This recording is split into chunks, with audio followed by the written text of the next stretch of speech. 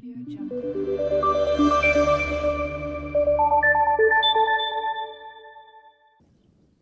засаг даргын их болд өнөөдөр дархан сумын хэмжээнд иргэдэд эрүүл мэндийн тусламж үйлчилгээг хүргэдэг анхан шатны нэгж болох төвшин холбоо, гэрэлтэй, медстоп, амин холбоо зэрэг 5 үрхэн эмнэлгүүдийн үйл ажиллагаатай танилцлаа.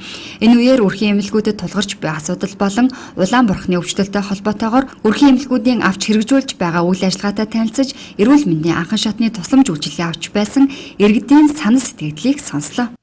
За өнөөдөр энэ гадуур байгаа корын өвчлөлтөй холбоотойгоор нэгдсэн эмнэлэг мөн өрхийн бүх эмнэлгүүдээр газар дээр үзэж танилцлаа. Тэдэнд тулгамдж байгаа асуудлуудыг сонслоо.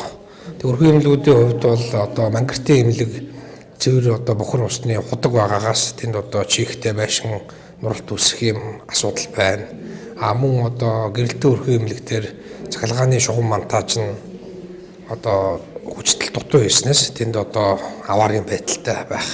Гэх мэтлэнгийн асуудлыг сонслоо. Бид мэргэжлийн байгууллагын дүгнэлт гаргуулна. Ингээд энэ дээр нь холбогд гарах хэмжээг авнаа. Коорттой холбоотой өвчлөөр бол өрхүүдээр бол ер нь ачаал нэмэгдсэн байна. Мэдээж манай халдвартын эмнэлгээр орсон. Тэнд мөн ачаалтай эмчнэр маань цаг наргүй ажиллаж байгаа. Тэгэхээр бид эм тариа, өвчлөлт өргөгчийн помп аппарат мөн бүх төрлийн түргэн тусламж үзүүлэх тэр мониторинг дэлгэцтэй аппаратыг авч өгөхөөр ингээ газар дээр шийдвэр гаргалаа. Дээрх 5 өрхийн эмнэлэг нь дархан сумын 73,000 гаруй иргэдэд эрүүл мэндийн анхан шатны тусламж үйлчилгээг үзүүлж бага насны хүүхдүүд, жирэмсэн эхчүүд, өндөр настан хөгжлийн бэрхшээлтэй иргэдэд гэрийн эргэлтээр тогтмол эрүүл мэндийн үзлэг хийдэг. Сүүлийн өдрүүдэд аймгийн хэмжээнд улаан бурхны өвчлөл ихэлсэн учраас гэрийн эргэлтийн үйлчилгээг эрчимжүүлсэн байна. Манай 9 дугаар хүн ам бол 10,488 хүн байгаа. Үүнээс бол ерөөсөө 67 хүн улаан бах өвчнөр өвчлсөн. За нийт өвчлөлийн 0.6% бол улаан бах өвчмөл эзэлж байгаа.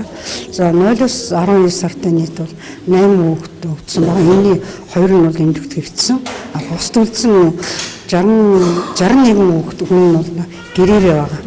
За гэрийн эргэлт бол хийгдэж байгаа. Бид нар бол амралтын өдөр бол эдгээр ажлууд гэрийн эргэлт хийгдэж байгаа. Бид нэр 3 сарын 12-наас корийн өвчлөл нэмэгдэж байгаатай холбоотойгоор өндөржүүлсэн байдал зарлаад байж байна. За энэ өндөржүүлсэн 7 хоногийн ажлын үеэр бид нэр уртсан цагаар ажиллаж байна. Орой 18 цаг хүртэл ажиллаж байгаа.